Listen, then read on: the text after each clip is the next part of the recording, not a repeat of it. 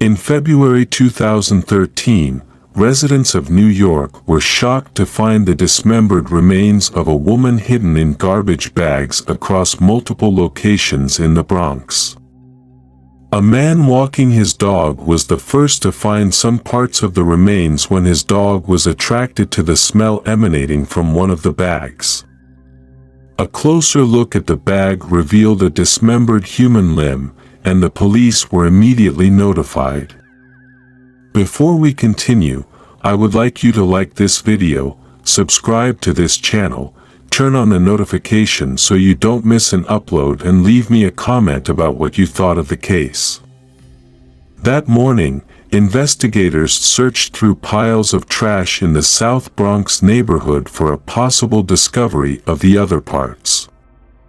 After a thorough search, one by one, a decapitated head, right leg, hands, and torso were discovered in the area around Eagle Avenue, 158th Street, 156th Street, and Caldwell Avenue. The dismembered body was identified as 45-year-old Tanya Bird, a home health aide. Some of Bird's body part were still wearing the cloth she was putting on at the time she was murdered. Police established that Bird's son, Bahid McLean, had earlier reported her missing. He had told police he had not been able to reach his mother for at least a day. This was very unusual, as Bahid had a younger brother, Nasir, who had Down syndrome and who was very dependent on their mother. Bahid, who suffered from learning disabilities himself, also told his aunt Cassandra McLean that Bird's ex-boyfriend visited on the Monday, and that was the last time he saw her.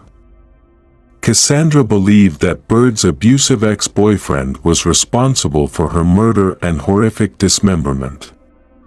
According to Cassandra, her sister was a loving mother and very devoted to her son. That's what she lived for, that's her joy in life, she had said of her sister. A photograph of Tanya Bird's found on Bahid McLean's phone was matched to the decapitated head discovered in one of the bags. When police showed up in Bahid's house, the entire place had a strong smell of bleach. This is when they discovered carving equipments and more photos on his phone. There was a selfie photo of Bahid posed in front of the bathroom mirror holding the bloody head of his mother. The most disturbing part about this photo was that he was smirking while holding onto his mother's decapitated head. There were other photos of Bahid and his mother's corpse. It turns out Bahid had stabbed his mother in the neck, killing her before dismembering her. It was reported that Bahid held huge resentments against his mother because he grew up in foster care while his mother battled drug addiction. He came back to live with her and his younger brother when he was 18. He was very jealous of the attention his younger brother Nasir got from their mother, and he is suspected to have abused the little boy as his body displayed bruises. Bahid's grandfather, James McLean, said that his grandson often did destructive things such as setting fires, and they had difficulty controlling him. Tanya herself was afraid of her own son. He had attacked 2 police officers with a knife back in 2010 and was placed on probation. The attack on Tanya had allegedly happened because she had asked her son, 26 years old at the time, to grow up and become a man and move out of the apartment. Her frustrations could be justified as the trio of her, Nasir and Bahid, shared a single room, and Bahid was out of her control at that point and was beginning to have a negative influence on his younger brother. Bahid had dismembered his mother's body with the help of his friend, 26 years old William Harris. They had purchased a power saw and rubber gloves in a hardware store in the Bronx, after which they returned to the apartment and dismembered Miss Bird's body. They made attempts to clean the blood stains in the apartment with bleach. Surveillance video outside the flat appears to show Bahid and Harris carrying numerous bags out of the building's elevator before wheeling them away in a shopping trolley. Shortly after this gruesome discovery, Bahid McLean would be arrested and charged with the murder of his mother. Harris was also arrested on charges of unlawfully dissecting a human body and an attempt to hinder prosecution. During interrogation, both tried to put the blame on the other. Bahid claimed that he left the apartment he shared with his mother around 3 a.m. on Monday morning to withdraw cash, only to find that his friend, William Harris, had stabbed his mother to death in his absence. He reportedly claimed that Harris had threatened to kill him and his 6-year-old brother if he did not help dispose of the body. Harris, who had been arrested 12 times prior, claimed that Bahid killed his mother. He had shown him a photograph of her dead body while they were in the subway and had requested his help in disposing of the body. Bahid confessed to the horrendous crime after police found a shower curtain missing at his apartment. It was later found wrapped around his mother's body parts in one of the bags found by police.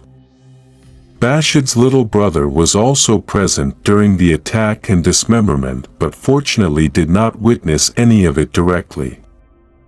Bahid would later appear in court wearing only a garbage bag.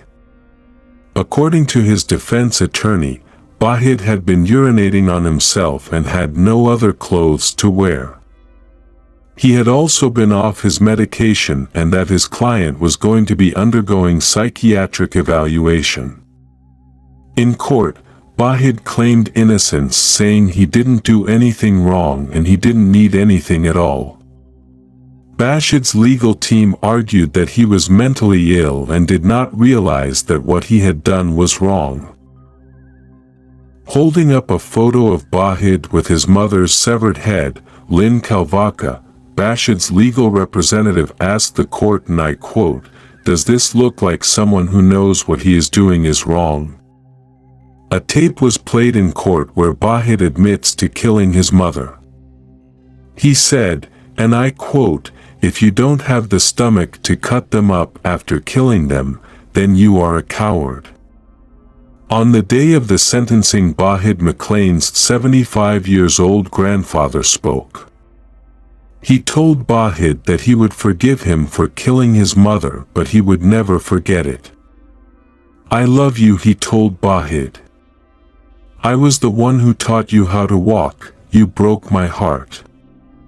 Bahid's sister, Portia Lover, told her brother he had destroyed her faith in humanity by taking away the one person who believed in her.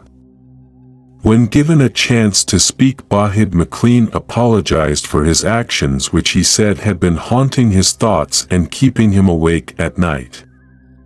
He said, and I quote, "Whatever sentence you all give me doesn't matter. It was something that happened. I did it and I apologize."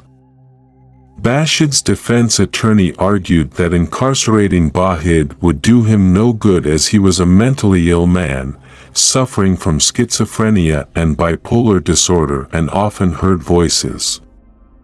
Cassandra McLean, Tanya's sister, said that her nephew was a danger to society and should be jailed for life. If he could do that to his own mother, imagine what he would do to a stranger. "I don't hate him, I only pity him. Today, Nazir and I say goodbye, knowing this will be last time we will ever see you again, and the last time you will see the family that loved you unconditionally." Bahid was found guilty of second-degree murder. He was sentenced to 25 years to life in prison. In a shocking twist of events, only a year after Bahid was sentenced for murdering his mother, his wife Vera McLean, who he married before murdering his mother, was charged with the murder of their son, 4-year-old Zamir, who was been solely raised by his mother after his father's incarceration. Zamir was only 3 months old when his dad murdered his grandmother. Zamir had been targeted by his mother when he accidentally dropped an egg on the floor in the kitchen. Vera McLean, who had changed her name to Zara, comes after the discovery of her husband's crime, angrily beat Zamir to death with a broom handle and put him in a plastic storage bin filled with water. During an interview on Rikers Island, Combs, while in tears, said, "He is gone and it's all my fault. My life is over, nothing will ever be the same. My baby is gone." Combs blamed her rage on postpartum depression, saying she can't remember hitting Zamir with the broomstick, claiming the memory is blacked out. All she recalls is voices from inside the family's basement apartment. After the blacking out, Combs said that she remembers the 4-year-old still been alive. He had been humming, Combs remembered, and she had wanted to give him a bath, so she put him in a storage bin with water. Combs claimed she had fallen asleep while trying to breastfeed her 1-month-old baby and had been woken up by her boyfriend, 26 years old Jamari Richardson, who came home from work and found the unconscious body of Zamir in the storage bin. He had called 911 immediately. Paramedics found the boy not conscious, not breathing, foaming at the mouth. The little boy died after doctors tried to revive him 3 times at the hospital. About hitting the 4-year-old boy, Combs said, "I lost him, that was a panic attack. If I could have banged my head any harder and banged it open instead of hitting Zamir, I would have done it. Now, every time I close my eyes, I see his face, hear his voice. I just talked to him all night."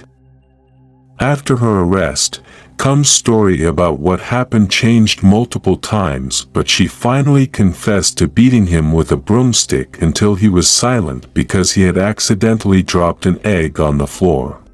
Zamir had slumped, falling into the water in the storage bin that she used to bathe him.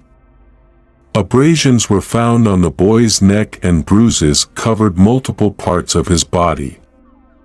Combs' 3 other children, a 9-year-old, a 1-year-old and a 1-month-old, are now in the care of child services.